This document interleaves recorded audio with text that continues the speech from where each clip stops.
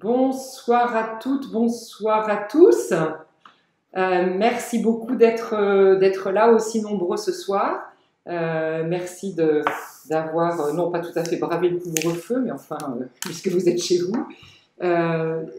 John Kabat-Zinn, Mathieu Ricard, Christophe André, je vous suis infiniment reconnaissante d'être là ce soir pour nous tous, pour nous parler, pour répondre à vos questions et merci d'avoir consacré une heure de votre temps à l'occasion de la sortie du livre de John qui s'appelle L'éveil des sens.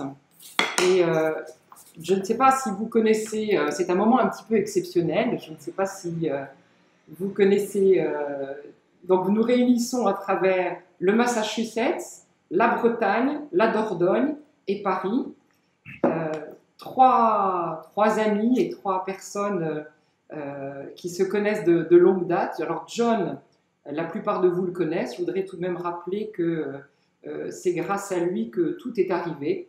C'est grâce à lui que la médecine a fait son entrée dans les hôpitaux, dans les écoles, dans les universités, dans les prisons, même à l'Assemblée nationale en France, au Sénat bientôt peut-être. Si la méditation fait la une des magazines, je sais que ça agace peut-être certains, mais c'est important de faire connaître cette pratique au public le plus large possible. John, vous êtes un visionnaire, un pionnier. C'est grâce à vous que dans les années 70, la méditation, qui est une pratique multimillénaire, a été laïcisée, adaptée à notre monde, scientifiquement validée dans un programme qui est aujourd'hui très célèbre, qui est le MBSR, le programme de réduction du stress, et puis ensuite marié au TCC, ça donnait un programme un peu plus orienté dans le domaine de la psychologie et de la psychiatrie.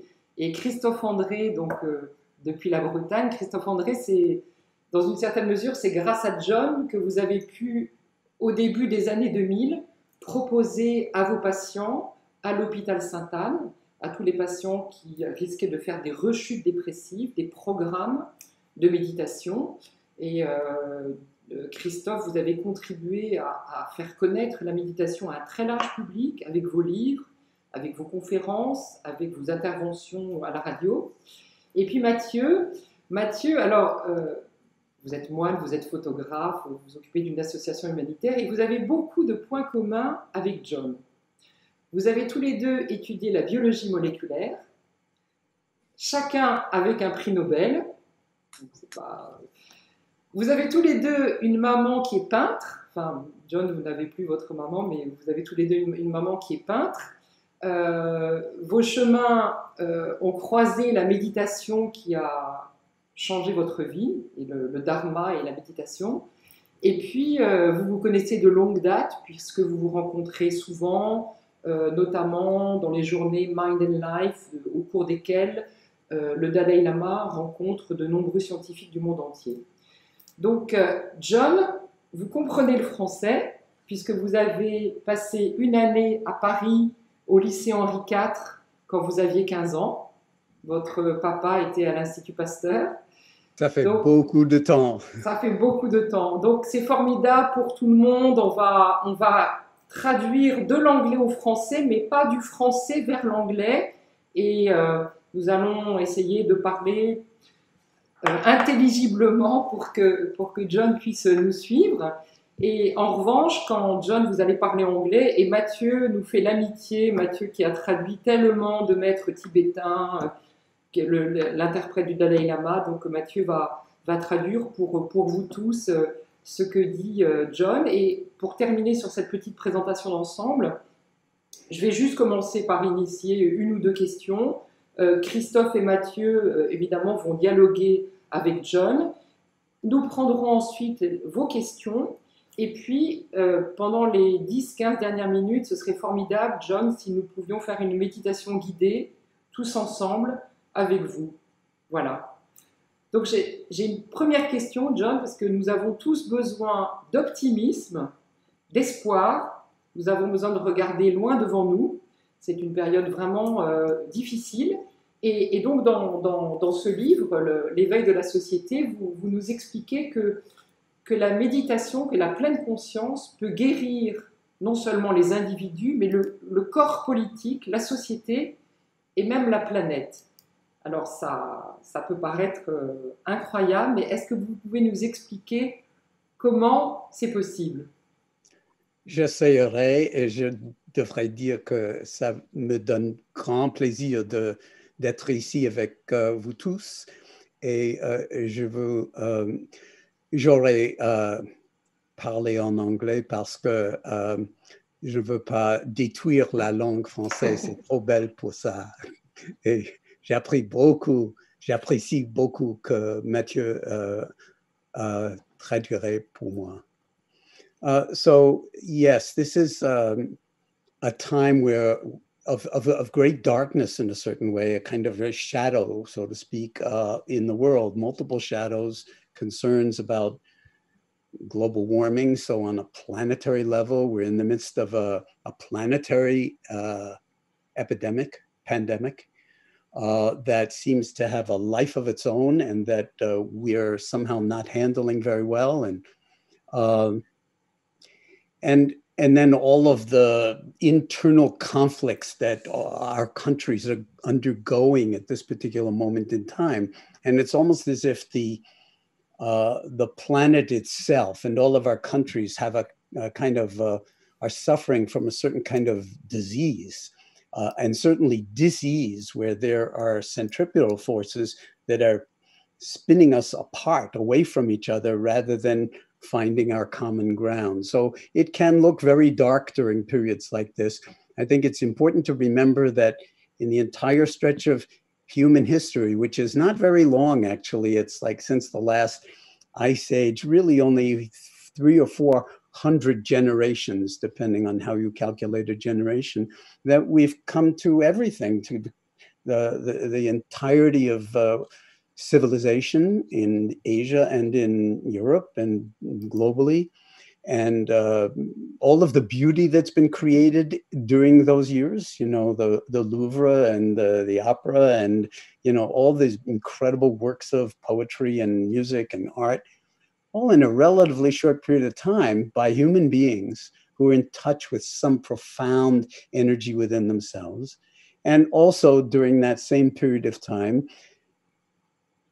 one thing after another at the level of, you know, holocausts of one kind or another, where we are destroying each other or, you know, killing each other in large numbers. And now, of course, with our technology, we can do that in ever larger numbers. So it becomes almost unthinkable to not utilize our deep capacity for wisdom and for compassion to get a hold of those impulses that we have as human beings to operate on the basis of fear and on the basis of disregarding the other and ultimately dehumanizing them.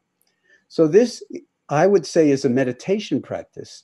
It's really recruiting what's deepest and best in us as human beings to tilt things inwardly and outwardly in the direction of maximizing well-being and minimizing harm. Thank you, John. So I'll try my best. Je vais essayer de faire de mon mieux de traduire mon ami John.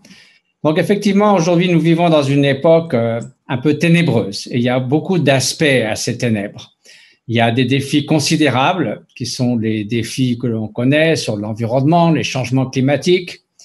Il y a les défis qui sont liés, bien sûr, aujourd'hui à la pandémie auxquels nous devons faire face, mais il y a aussi toutes sortes de défis qui naissent des conflits et des divisions qui déchirent nos sociétés. Et pourtant, si l'on regarde l'histoire humaine, elle n'est pas si longue que ça, parce que depuis il n'y a pas si longtemps que l'espèce humaine a commencé à proliférer, à créer ce qu'on appelle la civilisation. C'est quelque chose comme 300 ou 400 générations, en gros un peu plus de 10 000 ans. Nous étions très peu auparavant. Et maintenant, la civilisation a pris l'ampleur que nous avons vue. Alors, cette civilisation, bien sûr, elle a amené des choses extraordinaires. Toute la créativité humaine, la poésie, la musique, toutes les merveilles de l'être humain, mais aussi des activités qui sont très imprévisibles et des situations qui sont, comme on le voit aujourd'hui, souvent source de division, Donc, nous avons aussi beaucoup utilisé, bien que l'être humain, finalement, ne soit pas depuis si longtemps sur Terre, depuis que la vie existe. Et donc, malgré tout, nous avons aussi créé toutes sortes nous avons maintenant acquis le pouvoir d'être le facteur majeur qui peut, en quelque sorte, engendrer des perturbations majeures sur la planète. Donc, nous sommes la force motrice principale de la planète. Donc, nous trouvons maintenant à cette conjecture, avec ce grand défi, et il est clair qu'il faut faire appel à toutes les meilleures ressources de l'être humain, notamment par la méditation, pour pouvoir faire face à cela et faire en sorte que ça soit le meilleur de l'être humain qui puisse maintenant prendre le dessus et résoudre ces conflits. J'espère que j'ai à peu près traduit correctement ce Totalement. C'est peut-être mieux si tu parles et je reste silent. No, so the only other thing that I would add, Mathieu, would be that we really do have deep interior resources for learning, for growing, for healing, and for transformation. And we've been seeing this for 40 years in the bringing of meditation practices into the mainstream of medicine. And the words medicine and meditation, they even sound a lot alike. And that's because they are really linked at the etymological hip.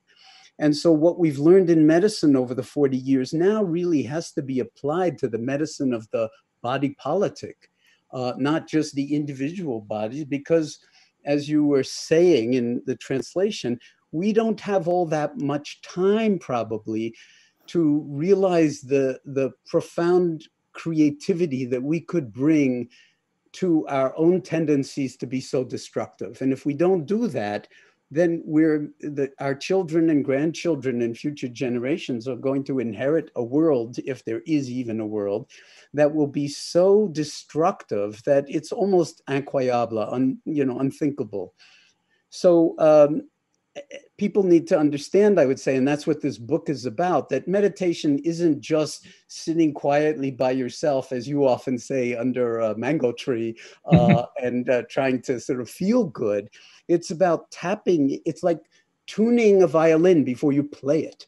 It's learning how to tune your own instrument of mind and body and heart and interconnectedness so that we can, again, optimize our capacity for wisdom and compassion and clarity, clear seeing, and based on the realization of interconnectedness of the universe, and that who we think we are is not who we are. So it's much more impersonal. And when we fall into fear, it's all about I, me, and mine.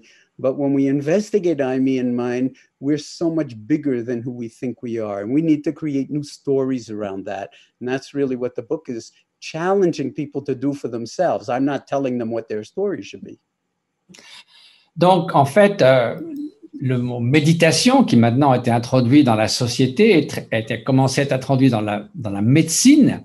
Et on voit, il y a aussi même, ne serait-ce que l'étymologie, les mots eux-mêmes, méditation, médecine, ont quelque chose en commun. Et ça fait appel à des ressources et à un potentiel que nous avons tous en nous-mêmes.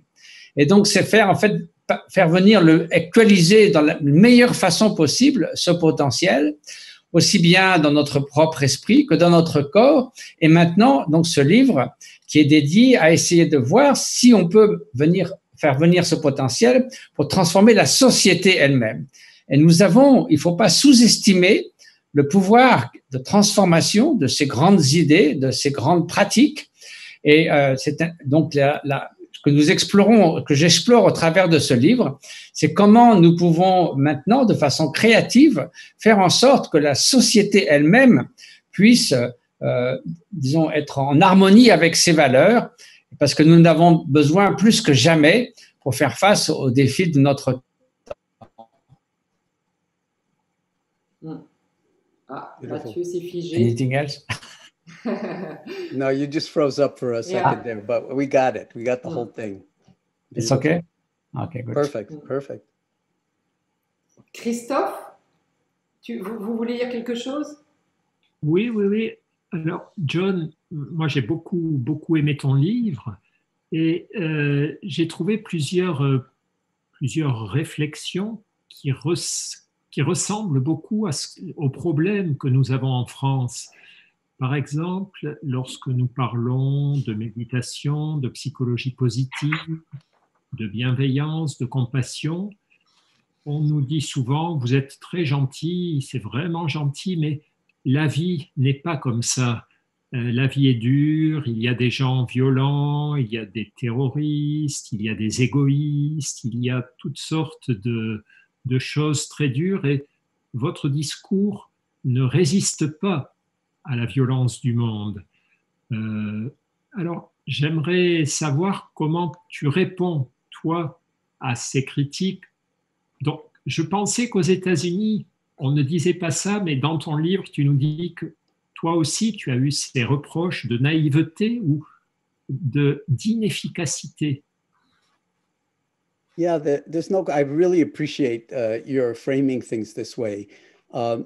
Perhaps the best and sort of briefest way to get at it is that meditation is a little bit like, or the spirit of what we're talking about with mindfulness and compassion is a little bit like the spirit of the martial art called Aikido, where, you know, you don't run from danger or even violence or anger or malevolence. You move in close to it and you work with it in such a way that you optimize your own capacity to not be harmed, but at the same time, you're using the irrationality of the violence against the perpetrator itself to illuminate another possibility. So this is not about some kind of passivity that is just naive idealism. This is about asking us as human beings to grow into the name we gave ourselves as a species, Homo sapiens sapiens, from the Latin sapere, which means to taste or to know. And this knowing is not a mere conceptual knowing. It really is not cognition, it's awareness. And so we're the species that is aware and aware that it's aware. And I don't think we've quite lived our way into it. And what the appeal of this book is saying, each one of us can do that work on our own. And really, we need to just for our own safety and well-being.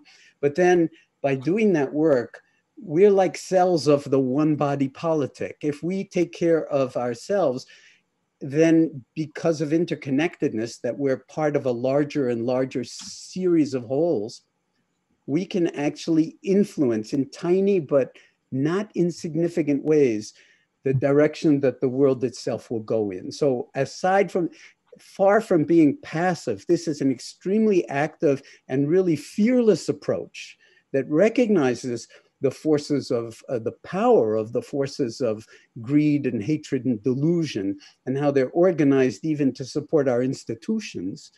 And that we're trying to get back to a certain kind of recognition of embodied principles like liberté, égalité, fraternité. So it's not just nice rhetoric, but it's actually the ground out of which we grow as a nation or as a species.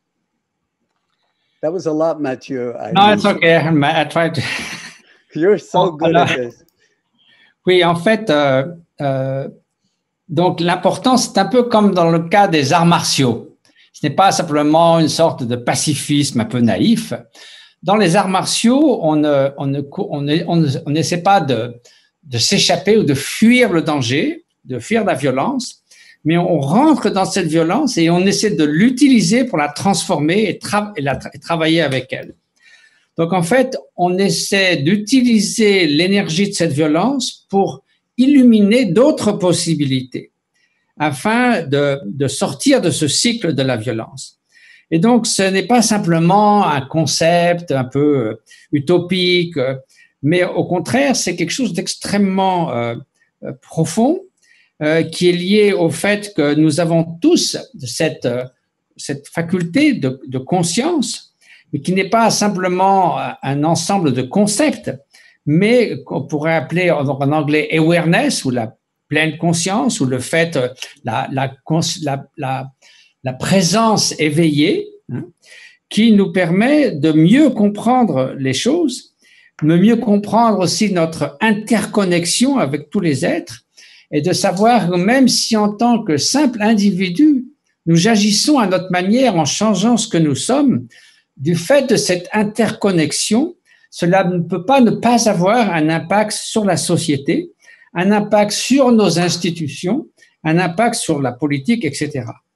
Et donc, il ne s'agit pas d'essayer simplement en tant qu'homo sapiens, nous devons utiliser cette faculté de connaître, cette faculté d'être conscient qui est à la base de toute chose. Et c'est ça qui nous permet finalement de réussir à amener un changement. Et si je peux me permettre, si je peux me permettre une petite réflexion, je me souviens aussi il y a quelques années au moment de la guerre d'Irak, dans un interview, quelqu'un m'a dit « Oui, c'est très joli la méditation. Enfin, ça va pas rien changer à la guerre d'Irak. Vous plaisantez, vous êtes des rigolos. » Et la réponse que j'avais, c'est « Oui, quand la forêt est en feu, bien sûr, il faut appeler les pompiers. Mais au début, ça a commencé par une étincelle. Ça a commencé par une pensée de haine dans l'esprit ou le cœur de quelqu'un, qui en a parlé à d'autres. C'est un phénomène de contagion qui a proliféré. Et c'est beaucoup plus facile de gérer ou d'arrêter une étincelle qu'un feu de forêt. Et donc, c'est un faux débat de se dire qu'est-ce que vous allez faire pour arrêter la guerre quelque part. Mais si la société change avec des valeurs et des transformations de la culture, bien sûr que les résultats en finale ne seront pas du tout les mêmes. That's beautiful. And the only thing I would add is that, we are so engaged in identifying with our own positions and disregarding the other, that we've created these incredible barriers, and we only talk to people who already agree with us and nothing ever changes. So we need to, in some sense, open our hearts and our conversations to include people who have very, very different perspectives from our own, and use that as a kind of active meditative compassion exercise to listen and to see what's preventing us in our own minds from hearing the pain and suffering of the other. Because all of that fear and anger and violence is coming out of not being met, not being seen, not being heard, not feeling a part of something larger, and feeling, of course, insulted, disregarded, and so forth. Why would it be so outrageous to actually listen to the people's views that are very different from our own, and then see how threatened we feel and how much we actually project onto the other? That would be a radical act of healing and a radical act of embodied kindness. And even tiny little conversations like this, when multiplied through the entire society, that's going to change things much more than trying to fight the one forest fire, which is exactly what you're saying, Mathieu, if I understand you correctly. Yes. Donc, ce que disait John, c'est que très souvent, nous nous identifions tellement à nos idées que nous ne sommes finalement en relation qu'avec des gens qui partagent nos idées, nos préjudices, nos dogmes, etc. Et nous avons beaucoup de difficultés de nous ouvrir suffisamment aux autres, d'être capable de les écouter et de briser ces barrières. Et écouter non seulement ce qu'ils disent et ce qu'ils pensent, mais ce qu'ils ressentent, d'écouter leurs souffrances, d'être ouvert à leurs difficultés, au fait qu'ils ont peur eux-mêmes, d'essayer de prendre leur perspective. Et c'est un acte de bonté, de bienveillance inconditionnelle que d'essayer de saisir, de voir, se mettre à la place de l'autre pour voir toutes les peurs qu'il ressent. Et ce sont ces peurs qui, finalement, évoluent vers la violence, vers l'intransigeance, vers l'intolérance. Et donc, il est tout à fait essentiel d'ouvrir suffisamment notre cœur pour inclure la voix de l'autre, l'existence de l'autre, l'écouter, et de sorte que nous puissions œuvrer ensemble.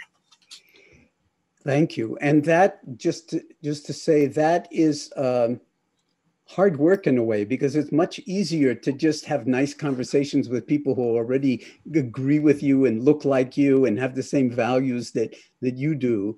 But really, if we hope to in some sense, recover the health of the entire body politic, then in a sense, we have to take responsibility for that kind of connection, just like the blood supply in the body doesn't say, well, I like the way you heart cells look, but I don't like the way you liver cells look. So or you brain cells. So we're not going to give you that much blood. We're just going to give the blood to the cells that we like. No, that's a prescription for, death and disease. So we need a certain kind of blood supply that reaches everybody. And the blood supply would be one of deep recognition of their humanity and a kind of inclusion that stretches all of our minds and hearts to not collapse into a small-minded self.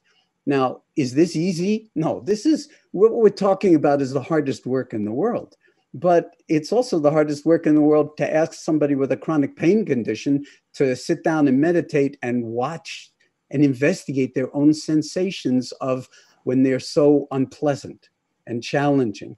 But people have been shown for 40 years to be capable of doing that, and that they have remarkable biological changes at all sorts of levels in our bodies and minds, brains, that are evidence that this is actually having profound effects on a multiplicity of levels. If we human beings can do that as individuals, then because we're social beings, we actually are profoundly interconnected and reading each other in all sorts of ways.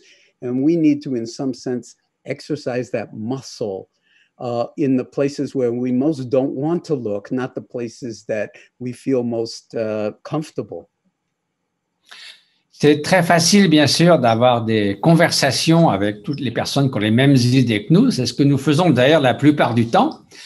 Et c'est beaucoup plus difficile de sortir de cette zone de sécurité et d'essayer d'engager une véritable conversation humaine fondée sur notre humanité commune avec ceux qui ont des opinions extrêmement différentes. Mais cela est absolument nécessaire pour guérir la société de ces divisions, de ces tensions, de ces violences. Sinon, c'est un peu comme un corps qui se dirait, voilà, normalement le cœur et le système de circulation sanguine irriguent l'ensemble des organes. Mais imaginez que le corps se dise, finalement, moi j'aime bien le foie, donc je lui envoie du sang, mais je ne vais pas envoyer de sang vers les reins parce que c'est pas mon copain, je n'ai aucune affinité pour lui. Il est évident que le corps dégénérerait. Et quand il n'y a pas cette irrigation sanguine de la société par la compréhension mutuelle, par l'ouverture, par le sentiment que nous appartenons tous à cette frères et sœurs humains au travers de cette interconnexion et de notre humanité commune, c'est un peu comme si nous n'irriguions qu'une partie de la société et elle ne peut qu'être malade. Et donc, le pouvoir, en fait, de la méditation, c'est précisément d'acquérir cette ouverture. Et si l'on voit que dans le domaine de la médecine, et maintenant ça a été montré de nombreuses fois, si par exemple on essaie d'apprendre la méditation et la pleine conscience à quelqu'un qui a des fortes douleurs chroniques, on peut se dire mais c'est un défi très incroyable. Et pourtant, on sait maintenant que si ces personnes s'engagent dans ce cycle de méditation, que d'une part, ça leur fait énormément de bien pour mieux gérer la douleur, mais qu'on voit aussi des changements physiologiques et des changements importants dans la façon dont leur corps fonctionne. Et donc, de la même façon, si l'on est capable d'apporter cette présence éveillée, cette pleine conscience au sein de la société, on peut s'attendre à des résultats comparables qui sont extrêmement bénéfiques. Et donc, il ne faut pas se décourager en pensant qu'il y a seulement l'individu qui peut changer, mais de la même manière, on peut étendre ça par notre interconnexion fondamentale à l'ensemble de la société humaine. Alors, je voudrais juste te dire, parce qu'il y a… Merci Mathieu, c'est formidable. Je ne sais pas comment… Je ne sais comment il fait.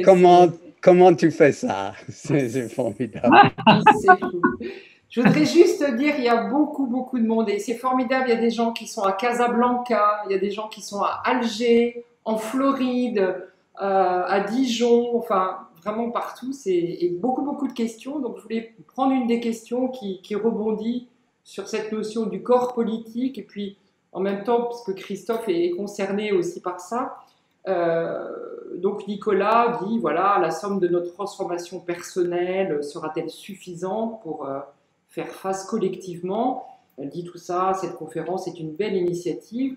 Est-ce qu'il ne serait pas temps d'élargir le cercle et de faire entrer les grands décideurs de ce monde?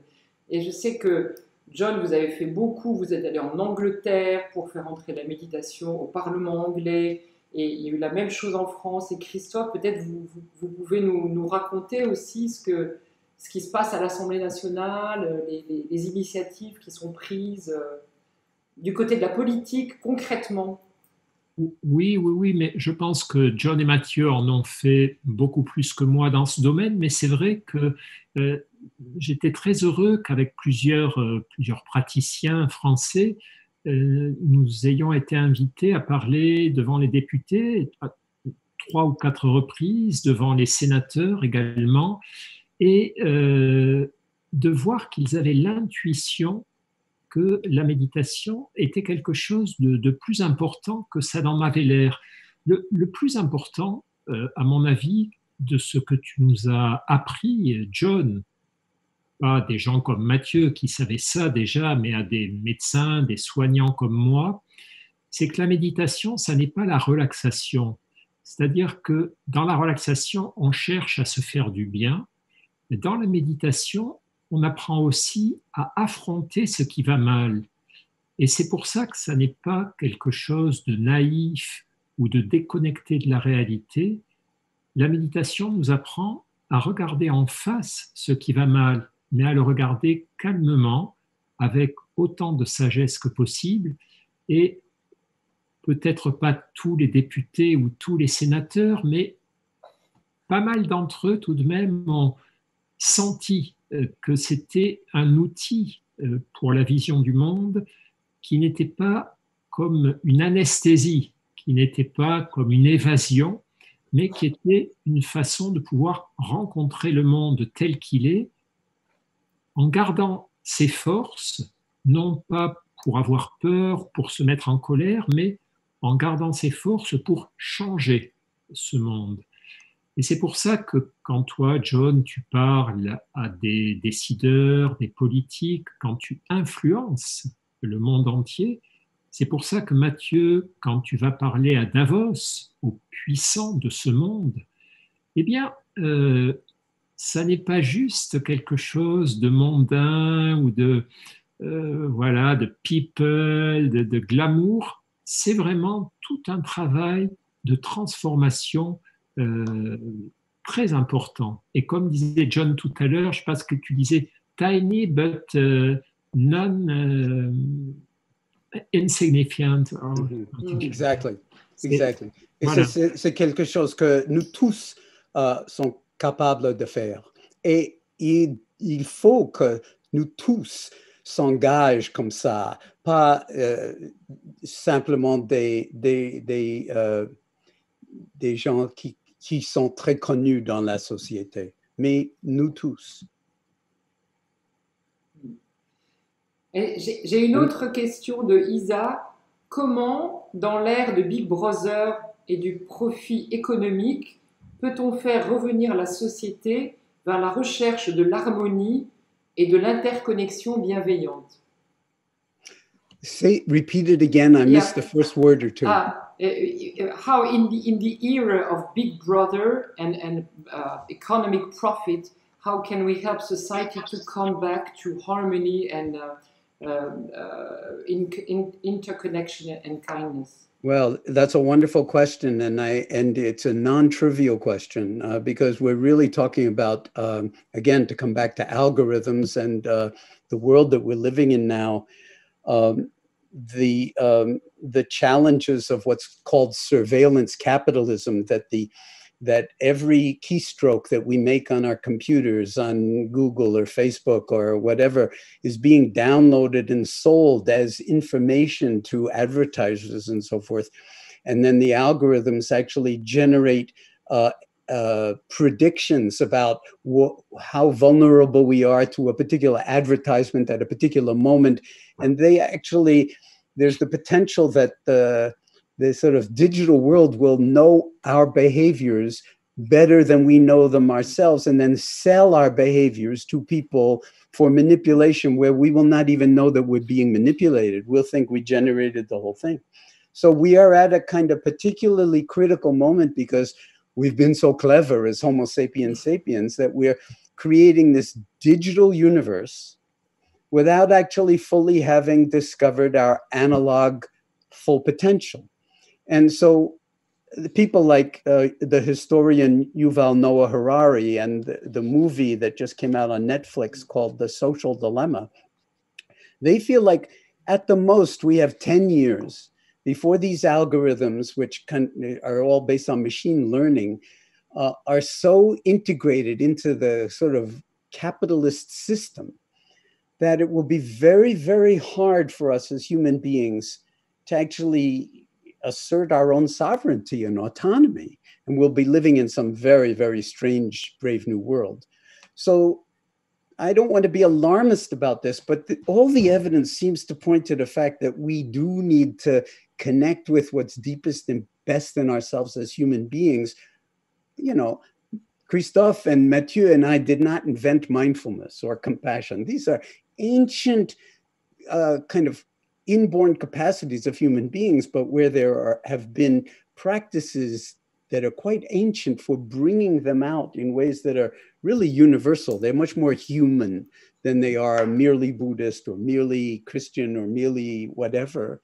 The source doesn't matter. The real essence is what matters. And so I hope that people understand by reading this book that meditation is not just what you think. It's not just sitting like a statue in the British Museum in a cross-legged position, but it's about living your life as if it really, really, really mattered, and not for yourself, but for the sake, really, literally, of the future, and therefore of our children's future, our children's children's future, what Greta Thunberg says about like the adults are robbing her generation of a future. This really needs to be attended to. And how do we attend to things? By paying attention. That's what mindfulness is all about. It's the awareness that arises from paying attention on purpose in the present moment and non-judgmentally. And that's a deep interior capacity that we all have as human beings, and that the book is claiming we need to actually mobilize and utilize as we go forward, because the stakes are nothing less than our own humanity. The rest of the universe won't care if we blow ourselves up or destroy ourselves in one way or another. But I'm saying we should care. And we can each do our part in a small way that's not based on anger, but it's really a radical act of love, a radical act of kindness, to engage the present moment in a way that touches other people and their suffering and their pain. So again, I apologize. Non, ça va. On va essayer. Donc, il est sûr qu'on entre dans un âge où, comme nous sommes tous très connectés, à partir du moment où on commence à tapoter sur un clavier, ça va quelque part, ça reste.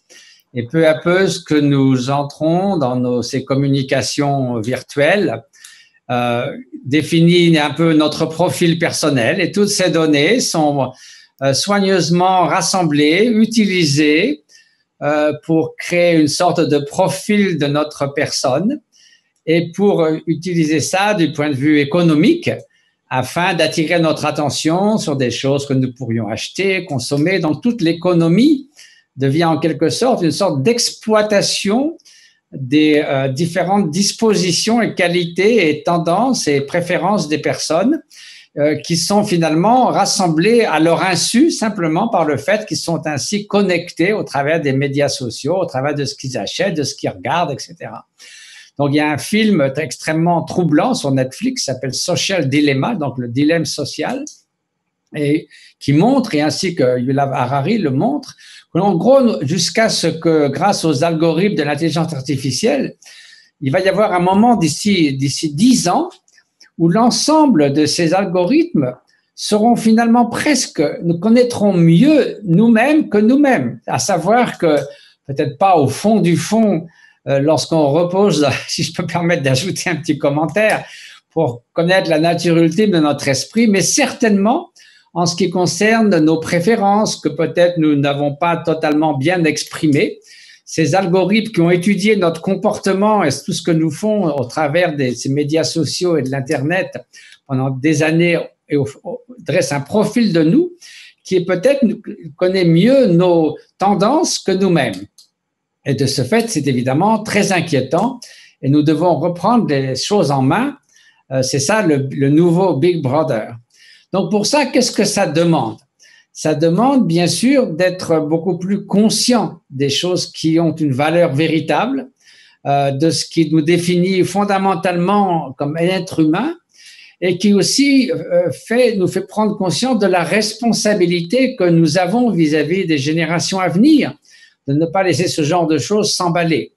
Et quand Greta Thunberg dit que c'est une sorte de trahison des générations à venir parce que nos activités ont un impact considérable sur les souffrances que peuvent endurer les générations à venir, c'est quelque chose dont nous devons nous rendre compte.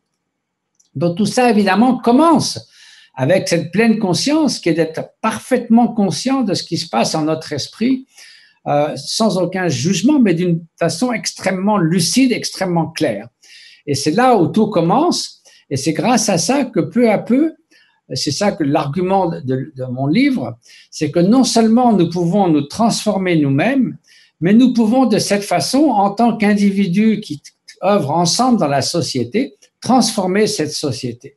Et donc, c'est tout à fait essentiel.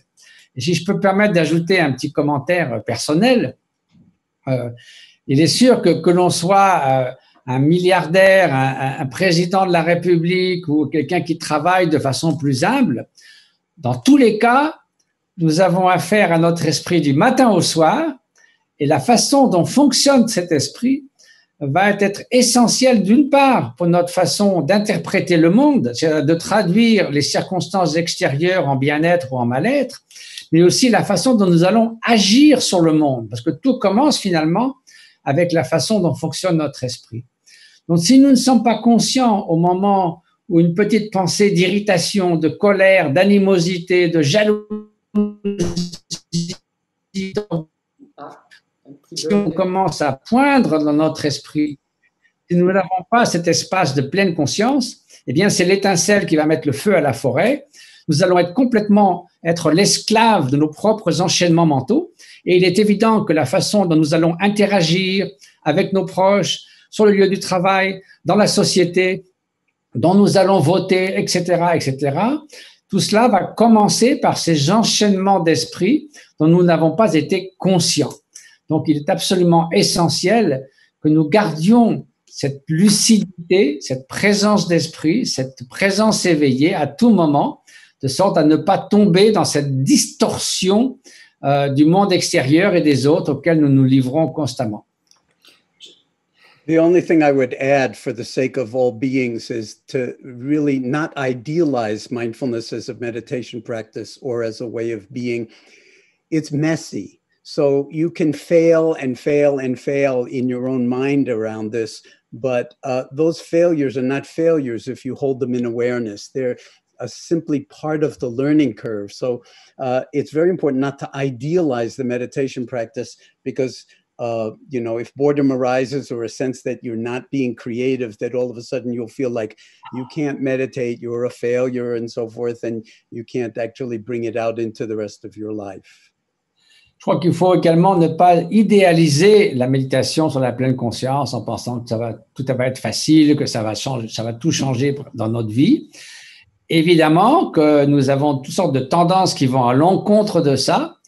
Et lorsque nous essayons à la méditation sur la pleine conscience, nous allons échouer encore et encore. Ou du moins, nous avons l'impression que c'est un échec. Mais en vérité, ce n'est pas des échecs. C'est la manière dont on apprend toute chose.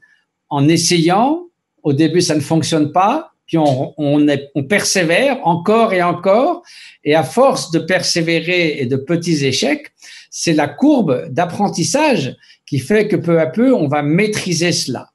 Et donc, de cette façon, c'est tout un entraînement, toute une transformation de soi qui va se faire graduellement, mais qui a un impact profond sur ce que nous sommes et sur l'impact que nous pouvons avoir dans la société.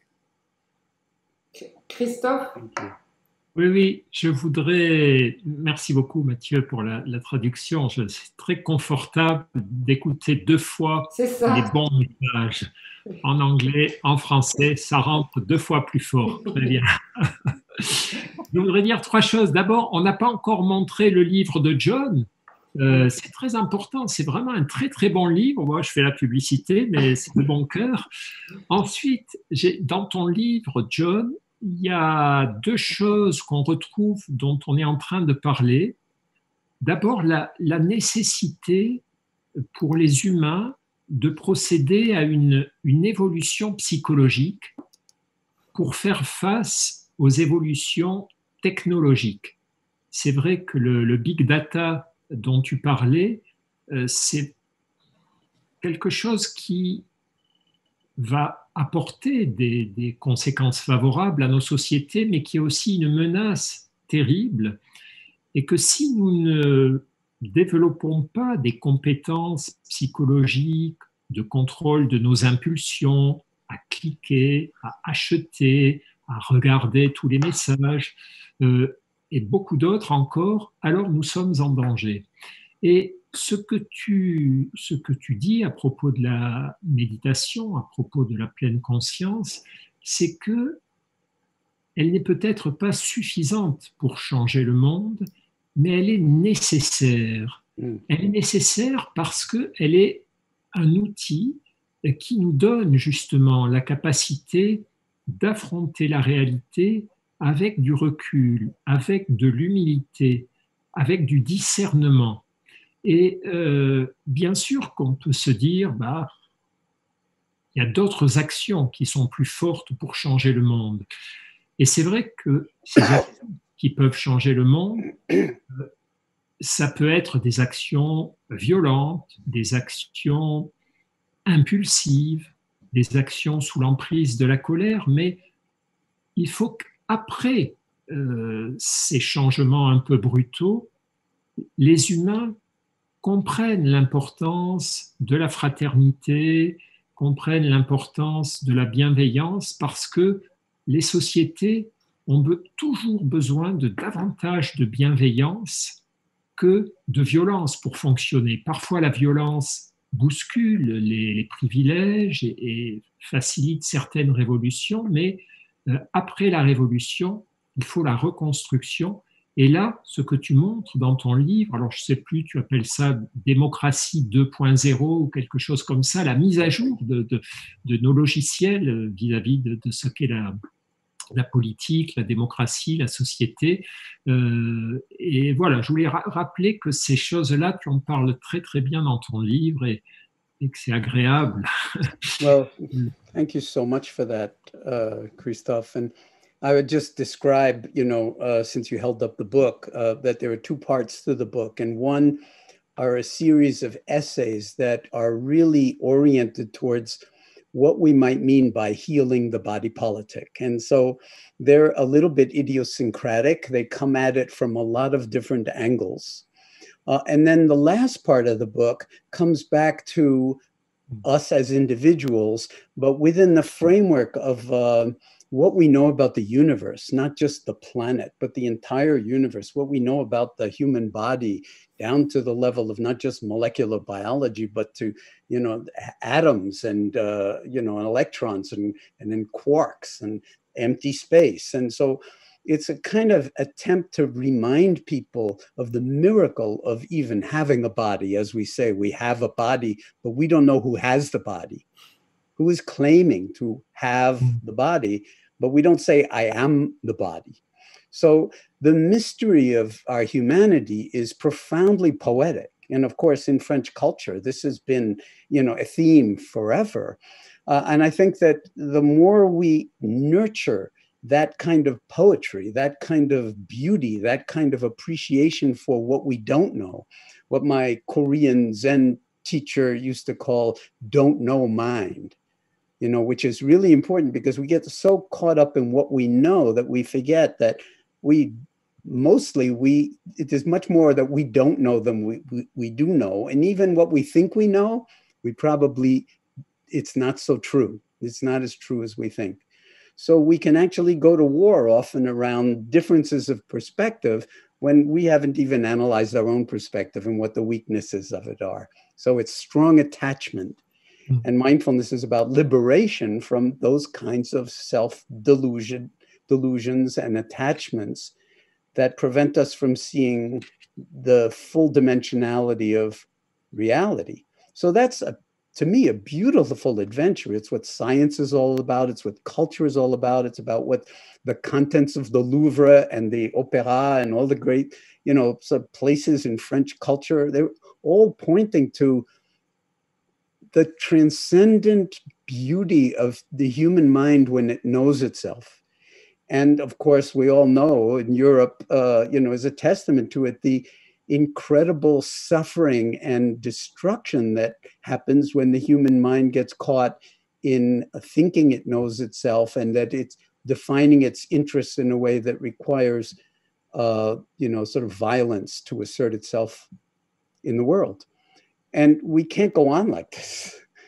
And so my hope is that in reading the book, that people will be inspired to find their own ways to participate as cells in the larger body politic, not just of France or Belgium or, the French-speaking world, but globally. And that this would actually be, and I speak about meditation this way, a true love affair with what's deepest and best in our potential as human beings, and to realize it while we have a chance, which means to make it real, to embody it in this moment. And it doesn't have to be an ideal. It shouldn't be an ideal. It should be an actuality. And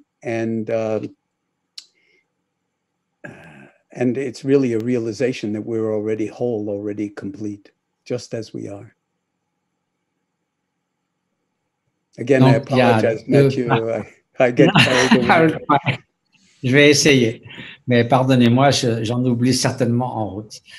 Il y a donc deux parties principales dans le livre. La première, c'est un ensemble un peu idiosyncratique entre toutes sortes d'éléments qui visent à montrer comment, au travers de la pleine conscience, on peut inspirer le corps de la politique, en fait, et le corps des politiciens, bien sûr. Donc, considérer comme de la même façon que nous acquérons une sorte de pleine conscience de notre propre corps.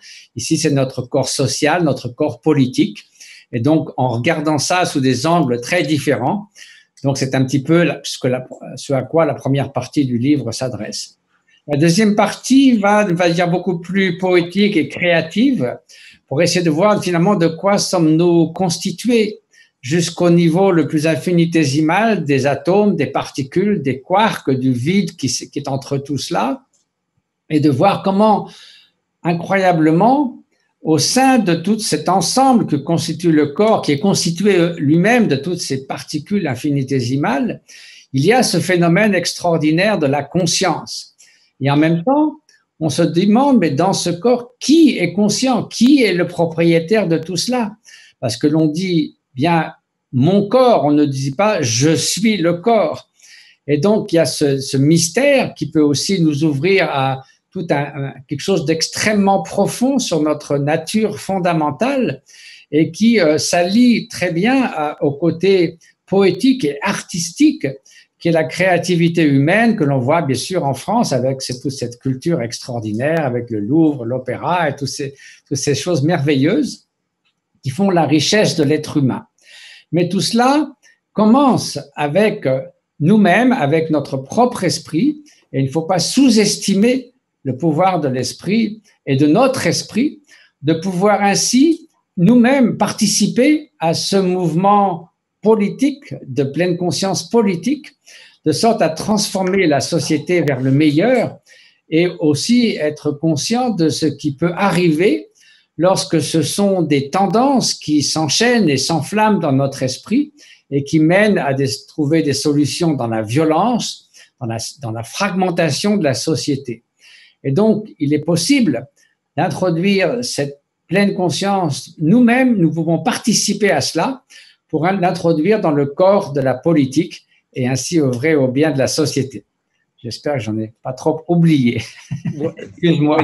When you translate what I say, it always sounds much better and more intelligent. Just making it up.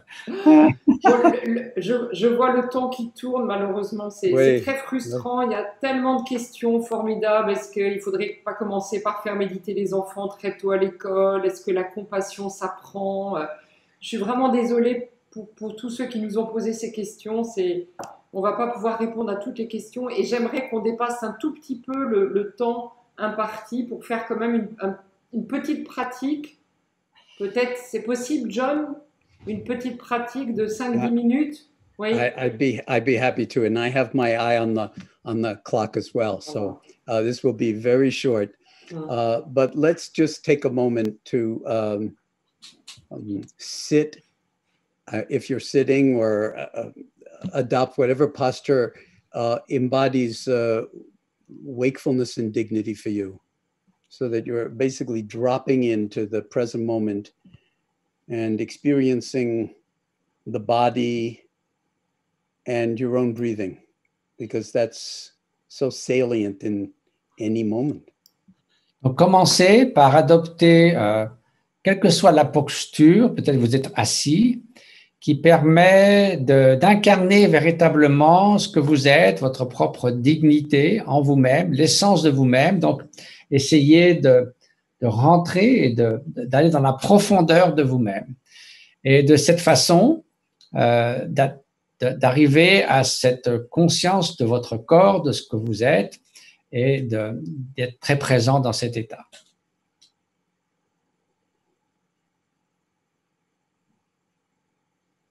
So we're featuring the body, let's say, sitting and breathing center stage in the field of our awareness.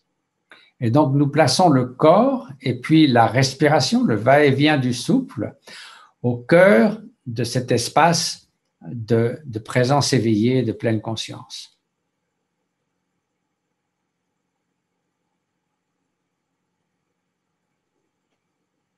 And we can actually befriend this space of our own awareness and learn how to inhabit it far beyond the breath and the body, because the awareness doesn't just include breath and body.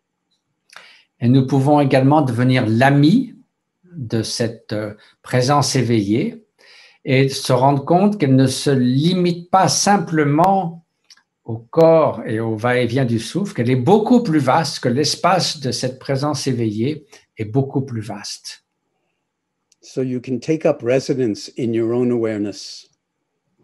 Et maintenant, vous pouvez résider, reposer dans votre propre conscience éveillée. And we engage in this in the only time any of us ever have, which is now, the timeless present. Et puis vous vous engagez, vous vous reliez au seul temps finalement que nous ayons, c'est-à-dire le moment présent qui finalement est au-delà du temps.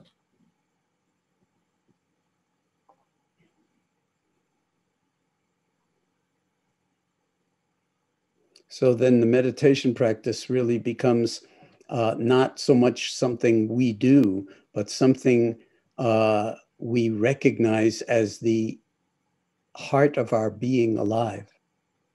Et donc, de sorte que la méditation ne soit pas quelque chose que l'on fasse, mais quelque chose que l'on reconnaît comme étant le cœur même de ce que nous sommes et de notre être. So we can bring this moment-to-moment, non-reactive, non-judgmental awareness to whatever arises in our lives, no matter what's going on in any particular moment. Et nous pouvons ainsi amener ou apporter cette conscience éveillée dans chaque instant de notre vie, de notre expérience, quel que soit ce qui nous arrive, quelles que soient les circonstances, et de façon sans poser de jugement, et sans réagir. And of course, we'll notice that we have plenty of judgments and we react quite a lot, but we don't have to judge the judging or judge the reacting. The awareness actually isn't touched by any of it. It can hold it all with equanimity and clarity. Ce faisant, nous nous apercevrons que, de fait, nous avons toutes sortes de jugements, toutes sortes de réactions. Mais il ne faut pas non plus commencer à juger ces jugements et à réagir à ces réactions. Il suffit de laisser cela se produire dans l'espace de cette conscience éveillée. So experiencing that now in a silence that is underneath all of the words that you're hearing from Mathieu and from myself. Et donc faire l'expérience de cela dans un espace qui est en fait derrière tous ces mots que nous prononçons tous les deux.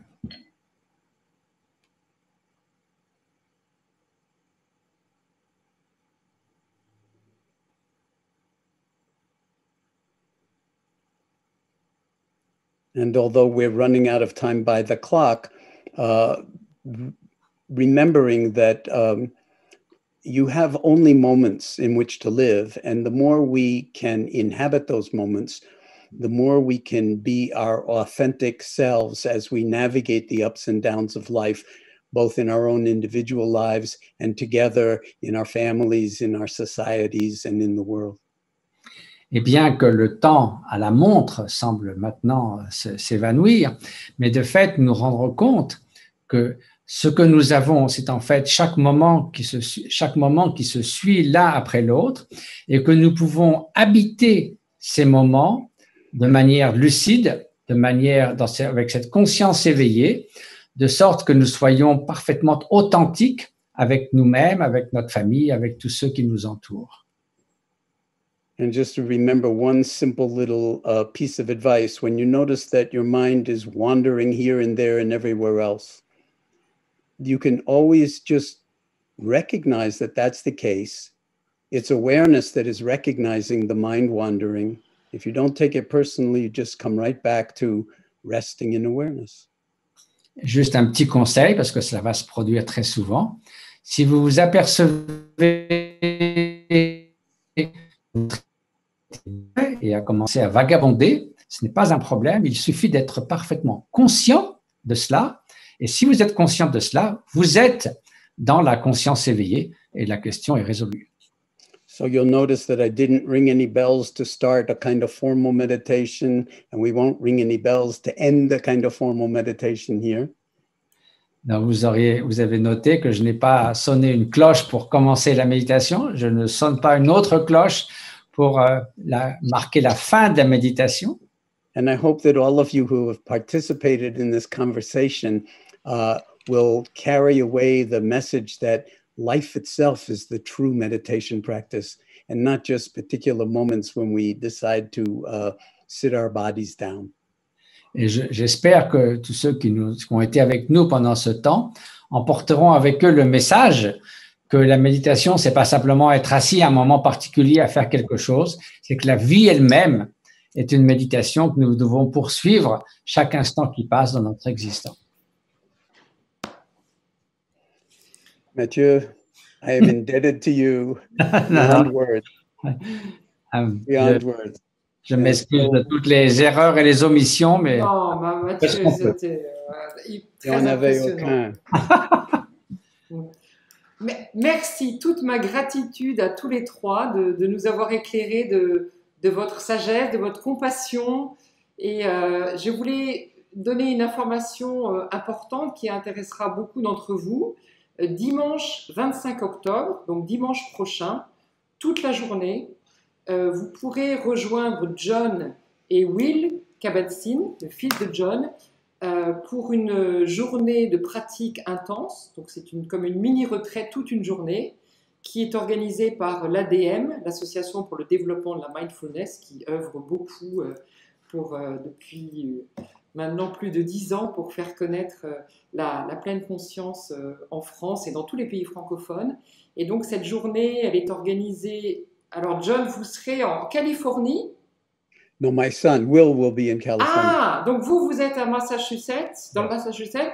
Will sera en Californie et chacun sera chez soi. Donc vous pouvez trouver toutes les informations et vous inscrire. On peut le faire apparaître, c'est ça, dans un commentaire et puis sur le site de l'ADM. Et puis voilà, je voulais donc vraiment encore, c'était extraordinaire de vous avoir tous les trois. Merci à toute l'équipe technique ici aux arènes. Merci à Adèle, merci à Sophie, merci à Marc, de ceux qui ont rendu possible ce Facebook Live. Merci à vous tous. Et vraiment, je sais que vous regrettez qu'on n'ait pas pu répondre à toutes les questions, mais c'était un moment voilà, formidable. Merci beaucoup, John. Et merci à vous, Catherine. And thank you both, Christophe and Mathieu. Merci, John. Merci, John. Merci, Christophe. Be well, all of you. Thank you. Soyez saufs.